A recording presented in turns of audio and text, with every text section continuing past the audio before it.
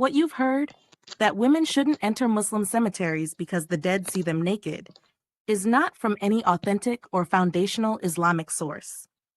It is not found in the Qur'an, the authentic hadiths of the Prophet Muhammad, peace be upon him, or classical Islamic jurisprudence.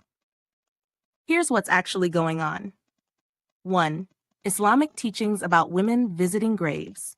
In early Islam, the Prophet initially discouraged everyone, men and women alike, from visiting graves, as the practice at the time was often tied to pre-Islamic rituals and idol worship. Later, the Prophet permitted visiting graves, saying, "I had forbidden you from visiting graves, but now you may visit them, for it reminds you of the hereafter," narrated in Sahih Muslim. This permission included women, although some scholars debated whether it applied equally to them.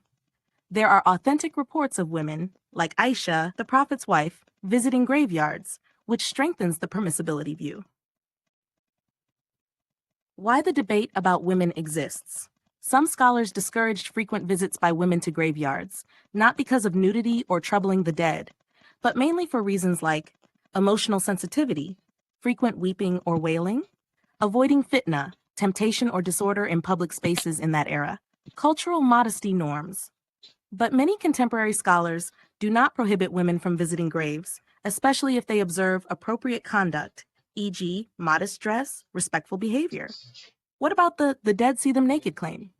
This idea is folklore, not Islamic theology. There is no evidence in the Qur'an or Hadith that the dead can see the living in that way, let alone in the form of nakedness. It's an example of cultural myths, stories or beliefs that emerge from a mix of fear, modesty culture, and superstition, often used to shame or control women. Bottom line, women are allowed to visit Muslim cemeteries according to many scholars, especially if they do so respectfully. The idea that the dead see them naked and are troubled is nonsense and has no basis in Islam. It's cultural, not religious. If someone says that to you, it's okay to challenge it by asking for a direct source from the Quran or authentic Hadith, which they won't be able to provide.